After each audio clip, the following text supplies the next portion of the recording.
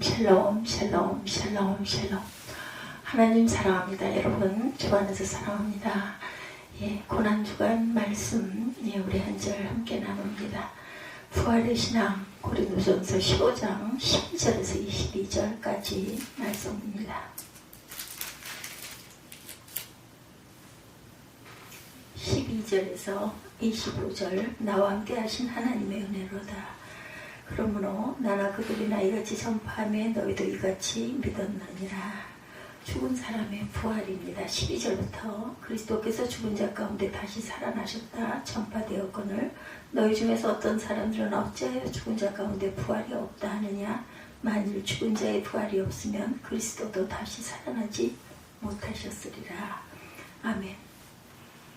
예수님의 부활은 기독교 교리의 기초이고 신앙의 근거가 되는 것이죠. 기독교는 부활의 종교이고 생명의 종교입니다. 그래서 일반적인 종교들과는 다르죠. 이것은 생명입니다. 부활과 영생을 믿지 않는 사람은 그리스도인이 아니고 그런 교회는 교회라고 할 수 없다라는 것을 우리가 꼭 알고 가야 되겠어요. 본문 15장 12절 이하에 제가 좀 아까 읽은 대로 그리스도께서 죽은 자 가운데서 다시 살아나셨다 전파되었거늘 너희 중에서 어떤 이들은 어찌하여 죽은 자 가운데 부활이 없다 하느냐. 만일 죽은 자의 부활이 없으면 그리스도도 다시 살지 못하셨으리라. 그리스도께서 만일 다시 살지 못하였으면 우리의 전하는 것도 헛것이요 또 너희 믿음도 헛것이다. 이렇게 말씀하고 있습니다. 부활을 믿지 않는다면 믿음도 헛되고 예수님이 세상에 오심도 없을 것이다. 19절에서 바울은 만일 그리스도 안에서 우리의 바라는 것이 다만 이 생뿐이면 모든 사람 가운데 우리가 다 더욱 불쌍한 자리라. 그렇죠. 부활이 없다면 정말 불쌍하죠.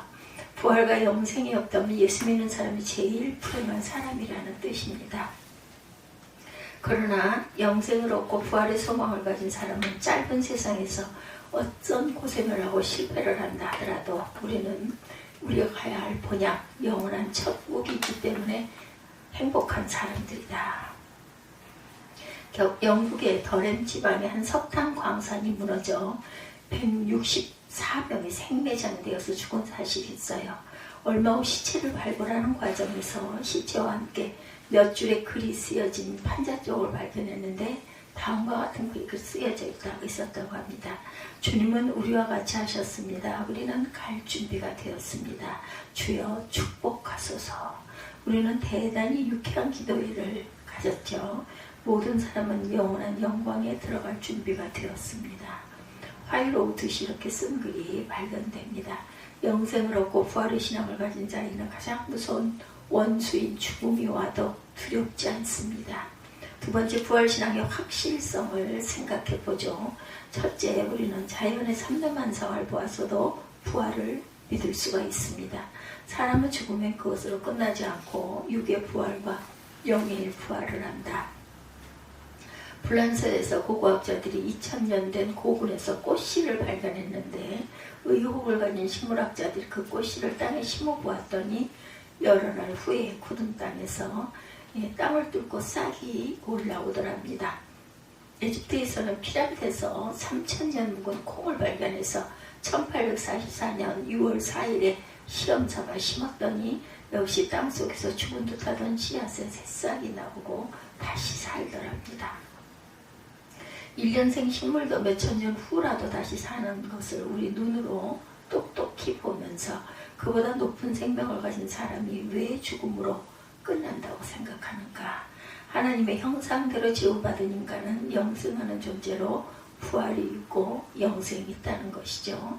둘째, 사람의 본능을 보았어도 부활을 믿을 수 있다. 사람은 다른 동식물과 달리 영생을 사모하는 본능을 가지고 있습니다. 남자가 여자를 사모하는 본능을 가진 것은 여자가 있기 때문이고 여자가 남자를 사모하는 본능을 가진 것도 남자가 있기 때문이다. 무엇이 먹고 싶은 것은 어딘가 그것이 있기 때문에 먹고 싶은 것이라는 거죠. 이와 같이 인간만이 유독 영생, 내세를 사모하는 것은 죽음으로 끝나지 않고 내세가 있고 부활이 있기 때문이다. 셋째, 영적 경험이 깊은 이들을 통하여도 알 수가 있습니다. 많은 사람이 죽었다 살아난 경험을 말하는 죽음 후의 세계, 천국과 지옥을 보고 와서 말하는 증언을 우리가 듣기도 합니다.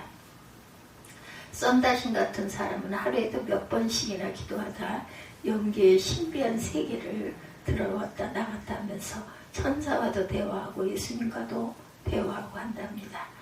예, 어떤 분의 그 아버지께서 혈압으로 쓰러지셔서 3개월 이상 고생하시다가 하나님의 부르심을 받으셨다고 그래요. 한번 아버님이 너무 고생하시는 것을 보고 안타까워서 어떤 교회에서 깊은 밤까지 기도하는 중 비몽사몽간에 아버님이 하나님의 나라의 영광에 계심을 보았다고 합니다. 그때 주여 저기가 우리 아버님 가실 곳이면 이 괴로운 장막을 벗고 어서 가시게 하옵소서 하고 기도하다 집에 아버지의 모습을 보고는 어서 돌아가시게 해달라고 기도한 것 같아 다시 치료해달라고 기도하시기도 했다고 그래요. 넷째, 하나님의 말씀이 철저하게 부활을 증거하고 있죠. 구약 성경의 부분마다 부활과 영생을 증거합니다. 신약 성경에 처음부터 끝까지 부활을 증거하고 있어요. 성령의 감동하심이 증거하고 있습니다. 다섯째, 나 입술이 주님의 부활을 간증하고 찬송하고 있죠. 할렐루야 우리 예수 부활 승천하셨나 하며 웬일이신지 신이라는 것은 내 속에서 주님의 부활을 증거하고 찬송하고 있기 때문이다. 부활은 과거와 현재와 미래에 있습니다.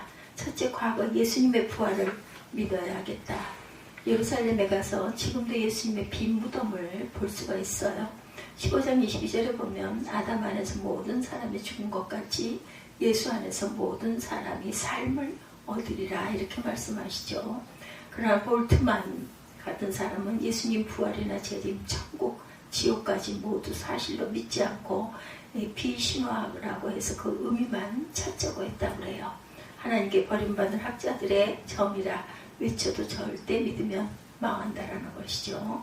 파스칼이란 과학자는 예수의 제자나 부활, 주를 목격한 자들이 거짓말이라면서 이 거짓말 때문에 자기 목숨을 바치고 자기 자손들까지 희생시키려고 했을까 이렇게 했다고 합니다.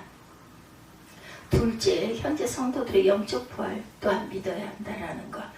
이 순간이라도 예수를 하나님의 아들로 내 죄를 위하여 죽으시고 사망 권세를 이기고 부활하신 나의 주님으로 믿을 때 그 영혼이 부활한다라는 것이죠. 요한복음 1장 12절에 영접하는 자 곧 그 이름을 믿는 자들에게는 하나님의 자녀가 되는 권세를 주셨다라고 분명히 말씀하고 있죠. 요한복음 3장 36절에는 반대로 아들을 믿는 자는 영생이 있고 아들을 믿지 아니하는 자는 영생을 보지 못하고 도리어 하나님의 진노가 그 위에 있느니라 이렇게 말씀합니다. 요한복음 11장 25절에도 예수께서 가라사대 나는 부활이요 생명이니 나를 믿는 자는 죽어도 살겠고 살아서 나를 믿는 자는 영원히 죽지 아니하리라 이것을 내가 믿느냐 이렇게 말씀하십니다. 현재 부활을 확실히 믿어야 한다는 것이죠. 셋째, 미래의 주님 재림하실 때 저와 함께 잠자던 자들이 부활하며 백보자의 심판을 믿어야 한다. 고린도전서 15장 51, 2절에도 보라 내가 너희에게 비밀을 말하노니 우리가 다 잠잘 것이 아니오 마지막 나팔에 순식간에 후련이 다 변화되니 나팔 소리가 나며 죽은 자들이 썩지 아니할 것으로 다시 살고 우리도 다 변화하니라 이렇게 말씀하셨어요.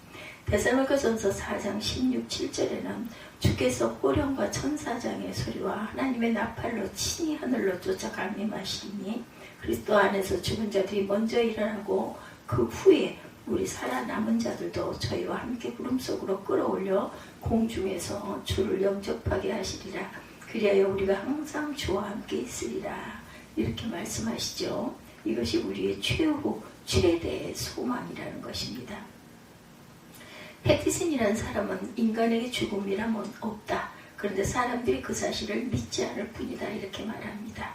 데이비드 윈터 씨는 죽음을 두려워하지 않는 이 자세야말로 진정한 삶의 자세이며 또 모든 고난과 시험을 이길 수 있는 원동력이 된다라고도 말했어요. 과거, 현재, 미래의 부활을 확실히 믿었다. 주님 오실 때 부활과 휴거와 동참하시는 저와 여러분들이 되시기를 주님의 이름으로 축복합니다. 알렉산더 대왕의 어느 날 철학자 디오게네스에게 무엇이든지 원하는 대로 줄 테니 요청하라 했더니 디오게네스는 지극히 적은 것이라도 좋으니 영원한 것 있었으면 좋겠다라고 얘기했답니다. 그랬더니 알렉산더 대왕은 그런 것은 내가 줄 수 있는 선물이 아니다 이렇게 대답을 했다고 그래요. 그때 디오게네스는 근데 왜 알렉산더 대왕은 세상을 다 정복하려고 하십니까? 그것을 줄 수 있는 한순간의 보장도 없으면서라고 말했다고 그래요. 과연 알렉산더는 16살 때 마게도니아의 치리자가 되었고 18살 때 승리의 장군이 되었고 20살 때 왕이 되었지만 33살 때 미친듯이 술을 먹다 고꾸라져서 며칠 후에 죽었다고 하죠. 예. 진리는 언제나 교수대 위에 있고 죄악은 언제나 왕좌 위에 있다. 그러나 미래의 역사는 교수대가 지배한다 이렇게 말하고 있어요. 지금은 교수대에 있는 것 진리의 부활의 말씀을 믿고 나아가는 이는 하나님의 지배와 은총과 축복을 힘입게 된다라는 것. 예, 역사가 끌리는 청교도 시대의 영국을 이렇게 말했다고 그래요. 영국 국민들에게 새로운 도덕적 큰 변화가 온 때는 한 책의 국민이 되었으니 그 책은 곧 부활의 주님을 믿는 성서였다. 그들은 집과 교회에서 성경을 많이 읽을 때 새로운 변화의 세계에 활기찬 영국이 되었다 이렇게 말해요. 우리나라가 이처럼 위에서 아래까지 썩고 타락하고 오염이 자연에까지 이르러 산과 강과 바다까지 썩어 들어가는 세상에서 이 민족이 살 길은 부활의 주님을 만나는 길밖에 없다고 그러는 거죠.